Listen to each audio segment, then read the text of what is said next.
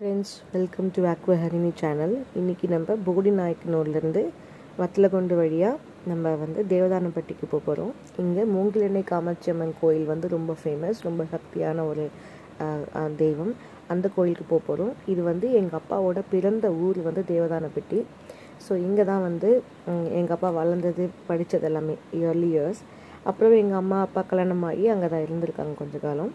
அதுக்கப்புறம் அவங்க கோயம்புத்தூரில் போய் செட்டில் ஆகிட்டாங்க. அதுக்கப்புறம் சென்னைக்கு வந்து செட்டில் ஆகிட்டோம்.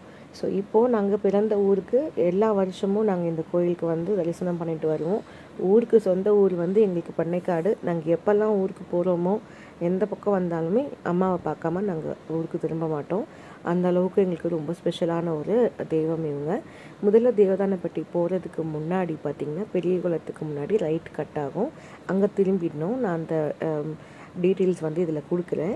நான் போகிற வழி வந்து அன்றைக்கி சன் செட் ஆகிற டைமு. செட்டுன்றதை விட வந்து அங்கே ரொம்ப நல்லா அருமையாக இருந்துச்சு. அந்த லொக்கேஷனும் அந்த சன்னோட செட் ஆகிற அந்த மலைக்கு பின்னாடி ஒளிஞ்சிக்கிற அந்த இதுவும் ரொம்ப அழகாக இருந்தது. ஸோ அதனால் இதெல்லாம் வந்து வீடியோ பண்ணேன்.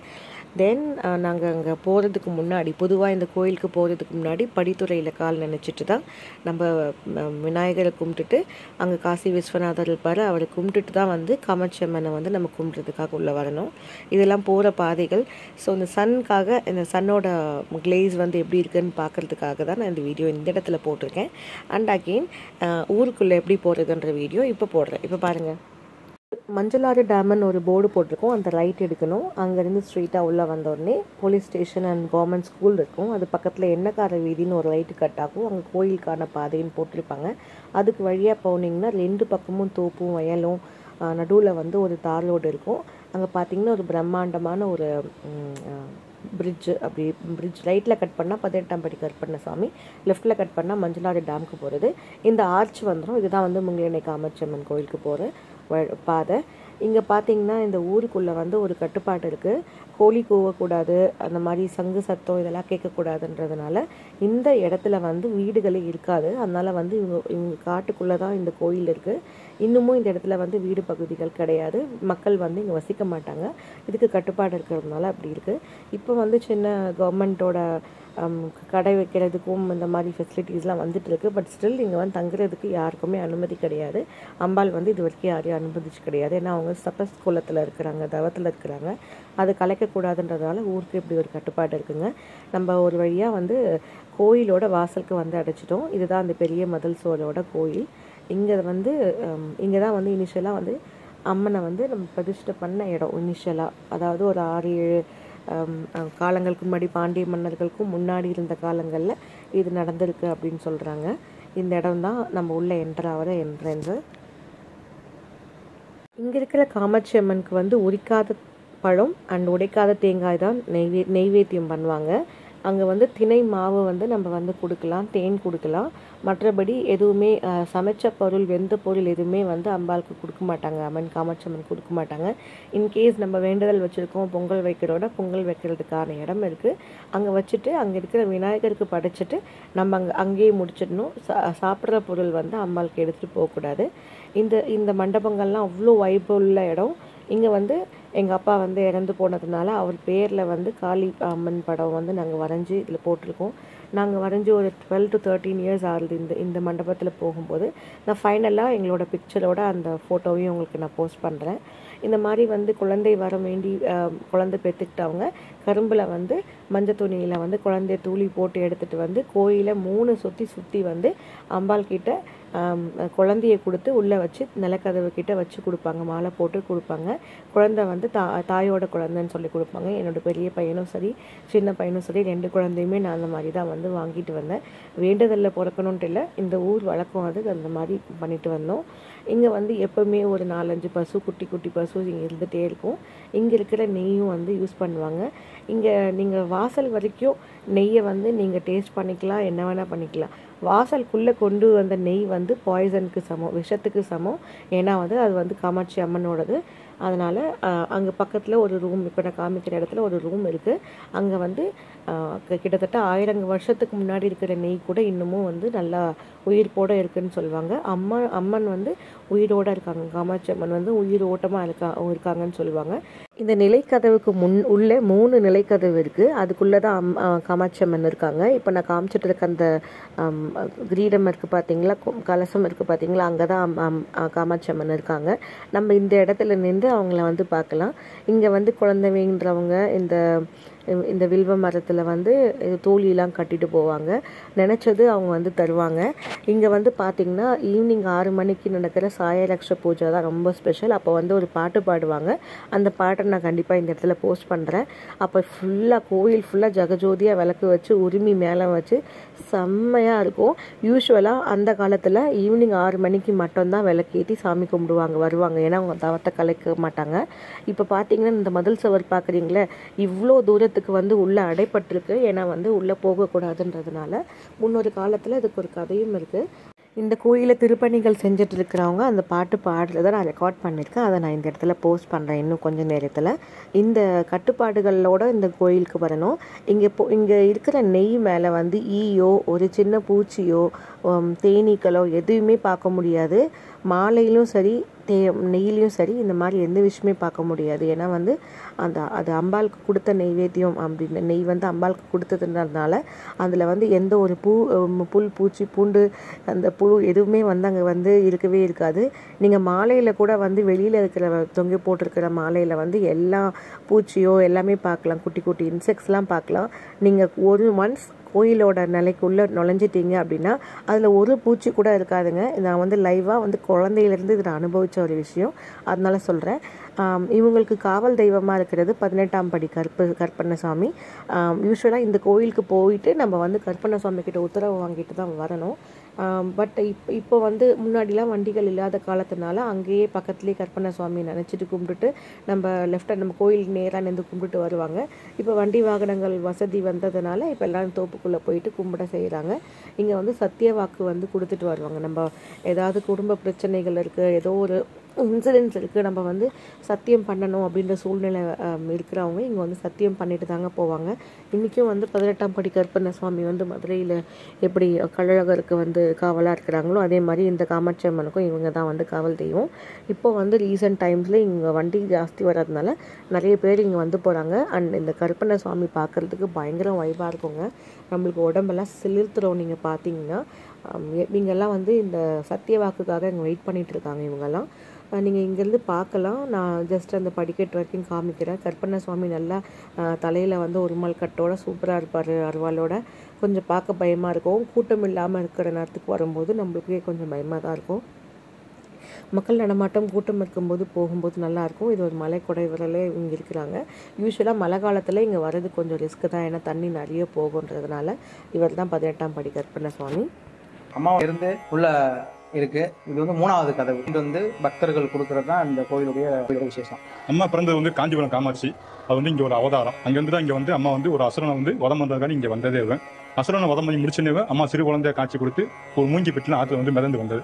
அதை வந்து இங்கே தூக்கி வச்சு வழிவிட்டு வரோம். அம்மா வந்து மற்றவர்கள் வந்து சிலையாக காட்சி கொடுப்பாங்க. இங்கே அம்மா வந்து சொல்ல இல்லாத ஐடியா உங்களுக்கு கேட்குற வரத்தை அம்மா வந்து தருவாங்க. கிட்டத்தட்ட 600லேருந்து 800 வருஷங்களுக்கு முன்னாடியிலேருந்து இந்த தீபம் வந்து எரிஞ்சிட்ருக்கு. இதுதான் அந்த அணையா ஜோதி. பார்த்தா உங்களுக்கு தெரியும். இது வந்து நிலைக்கதவுக்கு நிலைமாலை போட்டு சாமி கும்பிடுவாங்க. இது வரையிலும் 21 குத்து விளக்கு வந்து மாற்றிருக்காங்க. ஆனால் அந்த ஜோதி அணையாமல் அப்படியே பார்த்துட்டு இருக்காங்க.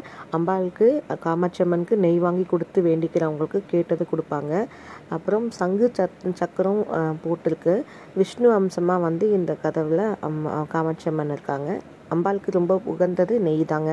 அம்பாலை பற்றி பாருங்க. சிறுபிள்ளையா இருக்காங்க. இந்த சிறுபிள்ளைக்கு வந்து இங்கே வந்து முந்தானியை தான் பிடிக்கும். தாய்மார் வந்து இங்கே முந்தானியை பிடிச்சி வரம் கேட்டா உடனே வந்து உட்காந்துருவாங்க. வேண்டிய வரம் கிடைக்கும். குழந்தை பாக்கியம் கருமவனை எல்லாம் நீங்கள் நாகதோஷம் நீங்கள் எல்லாம் நீங்கள் இங்கே ஒரு தடவை வந்துட்டு போனாங்க. மீண்டும் மீண்டும் குடும்பத்தோடு வந்து வழிபாடு பண்ணிட்டு போகிறாங்க. அம்மா வந்து குழந்தை ரூபத்தில் உயிரோட்டமாக இருக்காங்க.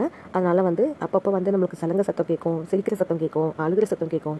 அப்புறம் அவங்க அம்மான்னு கூப்பிட்ற சத்தம் கேட்கும். காஞ்சிபுரத்தில் இருக்க காமாட்சி அம்மன் கோயிலில் மேலே வந்து ஒரு வெளியில் தகடு எழுதியிருப்பாங்க. இங்கே வந்து கல்வெட்டு இருக்குது. இந்த காலுக்கு பார்த்தீங்களா, இந்த பாதத்துக்கு முன்னாடி நின்று அந்த ஐயரோ அங்கே கோயிலை நிர்வகிக்கிறவங்க வந்து என்ன வாக்கு சொன்னாலும் அந்த அருள் வாக்கு அப்படியே நடக்கும்னு சொல்லுவாங்க.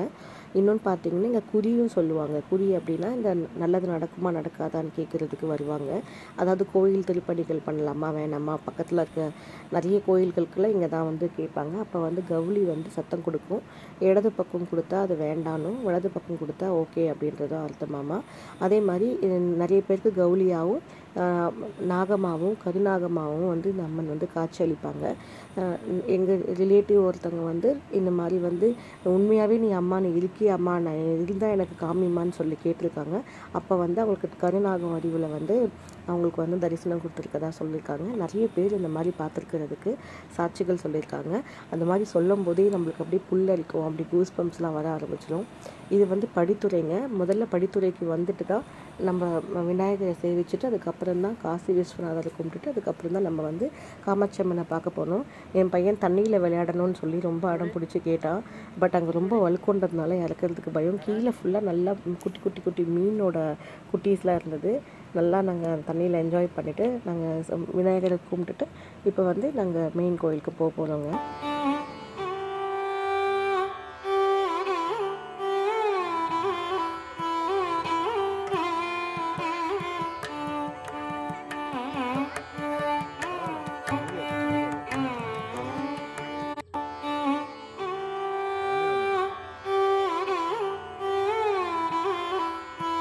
அவள் சர்ப்பமாக இருக்காளா, குழந்தையா இருக்காளா, அந்த அக்னி ரூபமாக இருக்காளா எதுவும் தெரியாது.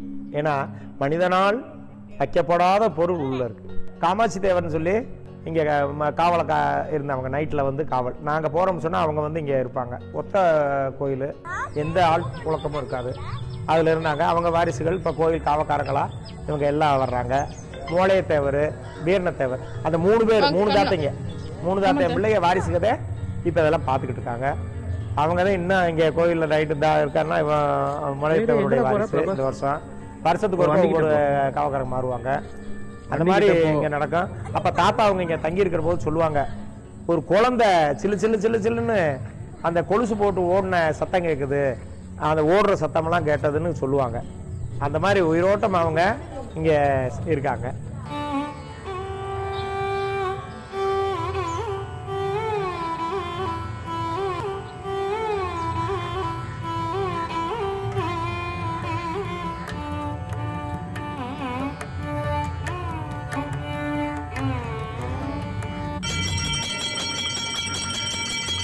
கும்பிட்டு தட்டு கும்பிட்டுக்கோ, தொட்டு கும்பிட்டுக்கோ. அங்கடா சரண் அங்கப்பா தட்டு தொட்டு கும்பிட்டுக்கோ, தொட்டு கும்பிட்டு.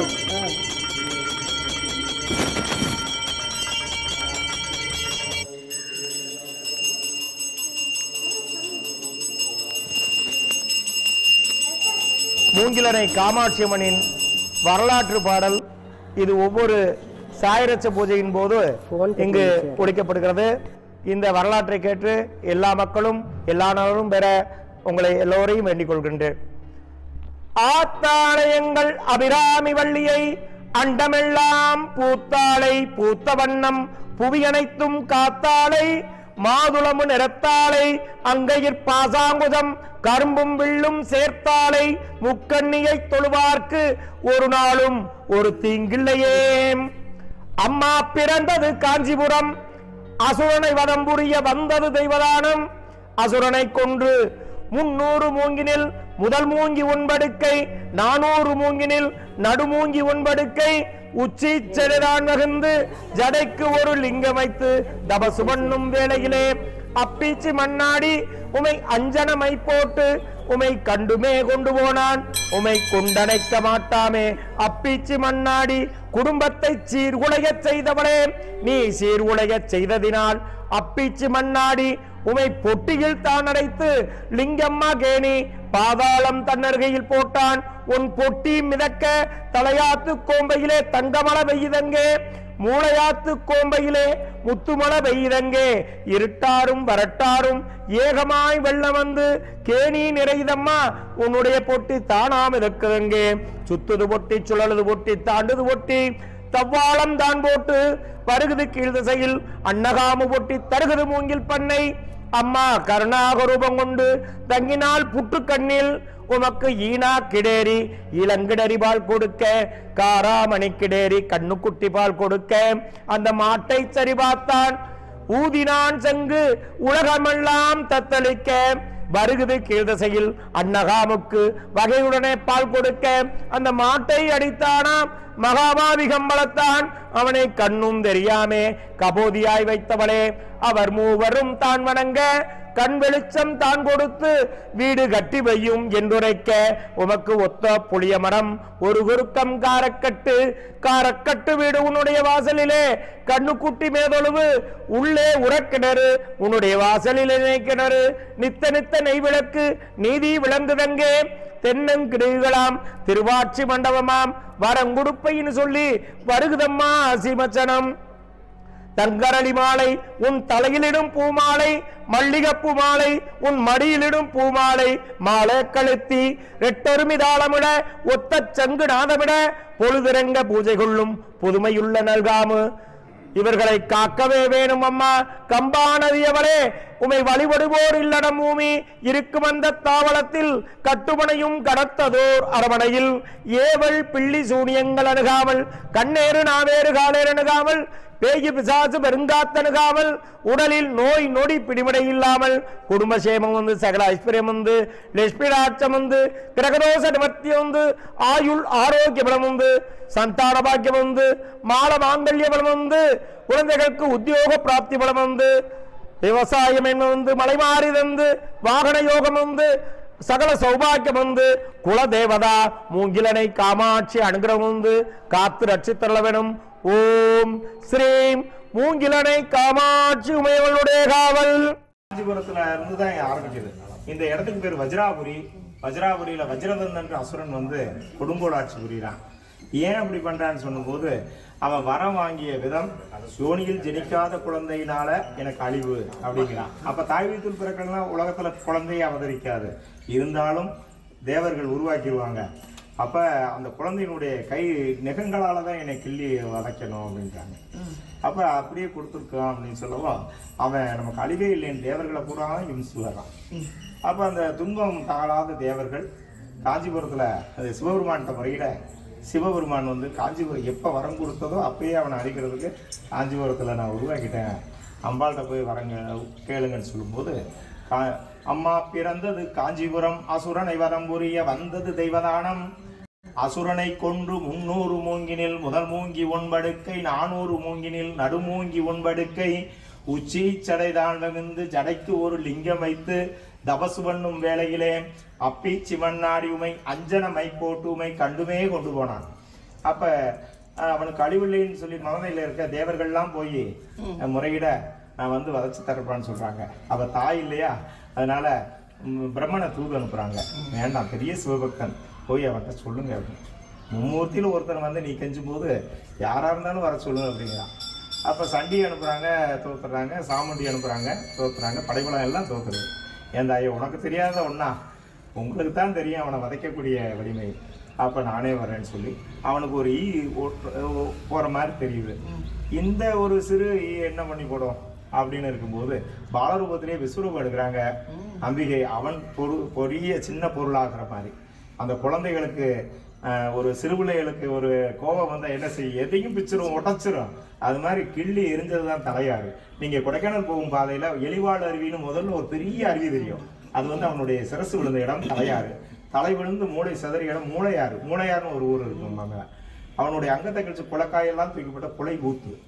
அப்ப இந்த இடமெல்லாம் ரத்த வெள்ளமா இருக்கு. தேவர்கள் சந்தியாவதம் காலையில சிவபூஜை பண்ணணும். சிவபூஜைக்கு எந்த தண்ணி இதுகள் கிடைக்கல.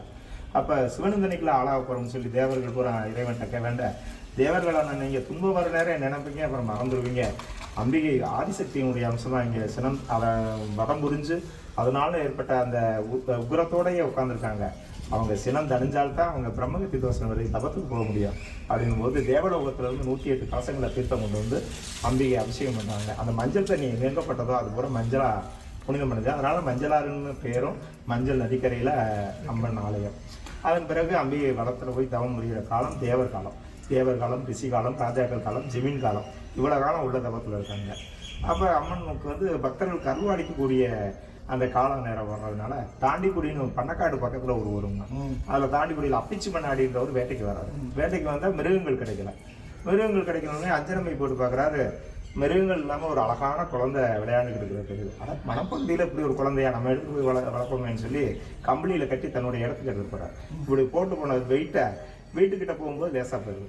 உள்ளே போய் திறந்து பார்க்காது காதோலை, கருகமணி, முச்சி மரம், கிளுகிழப்பை, கொட்டாம்பட்டி, சித்தாடையா போகுது. ஆனால் குழந்தைன்னு தூக்கிட்டு வந்து இப்படி ஒரு விளையாட்டு பொருளாக போச்சு, ஏதோ மாயச்சித்து நம்மளை ஏமாத்திருச்சேன்னு சொல்லி ரொம்ப இது பண்ணி அதை மூளையில் போட்டு போயிடும். அவனுக்கு பல இன்னல்களை கொடுக்குறான். அப்பீச்சி மண்ணாடி உமை கண்டுமே கொண்டு போனான் உமை கொண்டனைக்க மாட்டாமே. அப்பீச்சி மண்ணாடி குடும்பத்தை சீர்குலைய செய்தவளை நீ சீர்குலைய செய்ததினால் அப்பீச்சி மண்ணாடி உமை பொட்டியில் தான் அடைத்து லிங்கம்மா கேணி பாதாளம் தன்னருகையில் போட்டான். தலையார் அருவியில கொண்டு போடுறான். அதுல இருந்து அம்பிகை பெட்டி மிதந்து வந்து அந்த மூங்கில் புதர் அம்மா மச்சின்னு ஒரு இடம் உள்ள இருக்குமா, அந்த இதுல வந்து மூங்கில் புதர்ல அணைஞ்சு நிற்கிறாங்க. போட்டான் கொட்டி மிதக்க தலையாத்து கோம்பையிலே தங்கமலை வெய்யுதங்கே மூளையாத்து கோம்பையிலே முத்துமலை வெய்யுதங்கே இருட்டாரும் வரட்டாரும் ஏகமாய் வெள்ளம் வந்து கேணி நிறையுதமா உன்னுடைய பொட்டி தானாம இருக்குதங்கே சுத்துது பொட்டி சுழடுது பொட்டி தாண்டுது பொட்டி தவ்வாளம் தான் போட்டு வருகுது கீழ் திசையில் அன்னகாப பொட்டி தருகுது மூங்கில் பண்ணை அம்மா கருணாக ரூபம் கொண்டு தங்கினால் புற்றுக்கண்ணி. பக்கத்துல ஒரு புத்துல போய் நுழைஞ்சுக்கிறாங்க அம்பியை. அம்மா பெட்டி வந்து அந்த மூங்கில் புதரில் அணைஞ்சு நின்றுக்கிறாங்க. அப்படி அணைஞ்சு நின்ன உடனே அம்பிகை பசியை உணர்ந்து தேவர்கள், இது வந்து பாண்டிய மன்னன் சமஸ்தானம் வரைக்கும் பெரிய மாட்டு கழுவும், இங்க இருந்தா பால் தயிர் எண்ணெயெல்லாம் வந்து மன்னர்களுக்கு போறது, அதனால தெய்வங்களுக்கு தானமா கொடுத்தனாங்க. அதான் தேவதானத்தை பெட்டி. அந்த ராஜபாளையத்து பக்கத்துல உள்ள தேவதானமும் இதுவும் தெய்வங்களுக்காகவே தானமா கொடுத்த போது. அப்ப இந்த இதுகள்ல காமதேனவ கண்டுரூபத்துல விட ஈனா கிடேரி இளங்கிடரி பால் கொடுக்க, காராமணி கிடேரி கண்ணுக்குட்டி பால் கொடுக்க, அந்த மாட்டை சரிவாத்தான் மகாபாவி கம்பளத்தான் வருகுதி கீழ் திசையில் அன்னகாமுக்கு வகையுடனே பால் கொடுக்க, அந்த மாட்டை அடித்தானாம் அவனை கண்ணும் தெரியாமை கபோதியாய் வைத்தவளே. அவர் மூவரும் தான் வணங்க கண் வெளிச்சம் தான் கொடுத்து வீடு கட்டி வையும் என்று உரைக்க. ஏப்பா உங்களாலதான் பக்தர்களுக்கு அருள்வாளிக்கக்கூடியது இருக்கு. அதனால மாசி களரி வருகும் இளமுறையில் பாரி வேட்டை காலம் 15ஆம் நாளிகையில் ஆதிகம்பையாற்றில் பெரும் வெள்ளத்தில் வருவேன்னு சொல்றாங்க. அப்ப அதுபடி மக்கள் பூரா கூடி நின்று அம்மனை எதிர்பார்த்துருக்காங்கன்னா ஆற்றுல பெரும் வெள்ளம் வந்து அம்மனுடைய பெட்டி மிதந்து வருது. கரை இந்த இடம் வந்து அரிச்சிட்டு போகிற மாதிரி இடம், அந்த சிவன் ஆலயம், அந்த இடத்துல தான் அம்மா பெட்டி வந்துடும். இது மேட்டுப்பகுதினால இந்த இடத்துல கொண்டு வந்து பிரதிஷ்டை பண்ணுறாங்க. அந்த பிரதிஷ்டை பண்ணும்போது தேங்காவளெல்லாம் குமிச்சிட்டு அந்த மாட்டடிச்சவரை பூஜை பண்ண சொல்ல, இல்லைப்பா அம்மனுக்கு கூரை மேய்ஞ்சி கொடுக்குறது என்னுடைய பொறுப்பு அப்படின்னு அவர் ஒதுங்கிறாரு. அப்போ நம்ம தாத்தா அவங்களை சொல்லும்போது எல்லா தேங்காய் பழத்தையும் குமிச்சு எல்லாத்தையும் காப்பாற்றுதாங்க. தேங்காய் உடைக்கல, பழம் உடிக்கல, சூடத்தை பற்றி கும்பிடுறாங்க.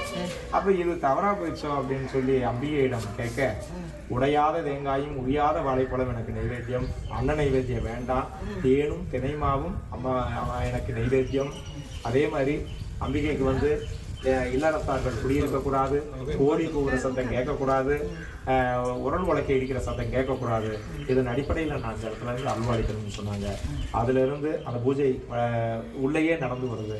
அப்ப காமக்கம்மாள்னு சொல்லி அந்த 9வது தலைமுறையில் வளமூர்த்தி நாயக்கூட அந்த மாட்டடிச்சு கண்டறியாத நிர்வாகம், அவருடைய 9வது தலைமுறையில் காமக்கால்னு ஒரு பெண்ணு வர்றாங்க. அந்த அம்மா ரொம்ப பக்தியா இருந்ததுனால அந்த அம்மா உள்ள இருந்து பேச, அந்த அம்மா வெளியிருந்து பேச தொடர்புகளாகுது. இப்படி தொடர்புகளான உடனே இவர் கல்யாணம் முடிக்காம போயிருமேன்னு சொல்லி பொம்மை சாமின்னு ஒருத்தர் கல்யாணம் முடிச்சு வைக்கிறாங்க.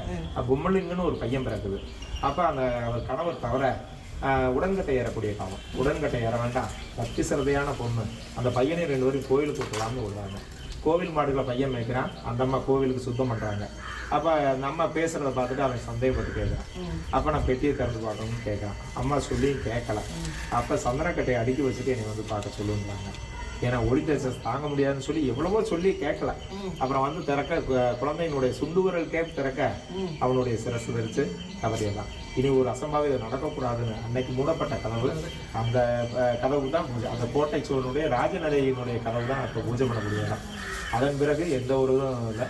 அப்போ அந்த அம்மா எனக்கு ஒத்த குழப்படி இப்படி பண்ணிட்டு எனக்கு யாரும் எழுந்துங்க இறக்க இருக்கான்னு சொன்னதுக்கு நானே மகளாக இருந்து உனக்கு பண்ணுறேன்னு சொல்லி தை மாதம் வரக்கூடிய ரதசப்தமி அன்னைக்கு அந்த அம்மாளுக்கு சதார்த்தம் கொடுத்துட்டு கொடிமரம் போட்டு கோவிலில் விளையாண்டுச்சு. மகா சிவராத்திரி 22வது நாள் மகா சிவராத்திரி பெரிய திருவிழாம்மா. எங்கள் அம்மாளுக்கு 8 நாள் திருவிழா சிறப்பாக. இங்கே வந்து நெய் தான் பிரதானம். பாலினுள் வெண்ணெய் போல் காட்சியளிக்கும் கம்பானது. பாலுக்குள்ளே எப்படி வெண்ணெய் மறைஞ்சிருக்கோ அங்கே அம்மா உள்ள மறைஞ்சிருக்கா. பாலில் வெண்ணெய் இல்லைன்னு சொல்ல முடியாது, உள்ள அன்னை இல்லைன்னு சொல்ல முடியாது. அதே மாதிரி பாலுக்கு அந்த நெய் முஸ்லீம் ஸ்மோக் எல்லாமே இங்கே அந்த 30 தினம் அந்த நெய்யை கொண்டு வந்து இங்கே ஊற்றிட்டு தான் அவங்க புழங்குவாங்க. இங்க எல்லாம் வந்துருவாங்க. பெரிய பெரிய நல்ல ஓனர்கள்லாம் நேர்ந்துக்கிட்டு போய்மா பல கோடியை கொடுத்து வந்து பின்னிட்டுனா வந்து அதே மாதிரிமா குருவாயூர்ல வந்து டெய்லி வாங்குறாங்க. இங்க இருப்பு இருந்து இருக்கு அந்த மாதிரி நெய் பிரதானம். இங்க வந்து பூர்வ ஜென்ம கர்மங்கள் நீங்குது, திருமண தடையும் குழந்தை பேரும் உடனே கிடைக்குது. ஆனா சுயம்பா இருந்து இவ்வளவு அருள்வாளிக்கிறாங்க. இவருக்குமே அவளே தாயா இருந்து அருள்வாளிக்கிறாங்க. எங்க அம்மாவனுடைய கால் வச்சிருக்கீங்க, சிறப்பா இருப்பேன். எங்க அம்மா கூட தெய்வமும் அந்த சைட்ல மலையில வெள்ள தெரியுங்களா, மிருகண்ட ரிஷி வந்து மார்க்கண்டேயரை வரமாட்டதற்காக தவம் புரிந்த இடம். மிருகண்ட ரிஷி மலைன்னு பேரு. மருவி முருகமலைன்னு மாறி இருக்கு. அங்க மேல பெரிய சொன்ன பெரிய சிவன் பரமசிவர் சுயம்பாவே பார்வதி பரமேஸ்வரர். கிளனை காமாட்சி அம்மன் கோயிலோட வரலாறு வந்து அங்கே இருக்கிற ஐயரே சொல்லியிருப்பாரு, அதை கேட்டிருப்பீங்க. இது வரைக்கும் இந்த வீடியோ ஃபுல்லாக பார்த்ததுக்கு ரொம்ப தேங்க்ஸ் ஃப்ரெண்ட்ஸ்.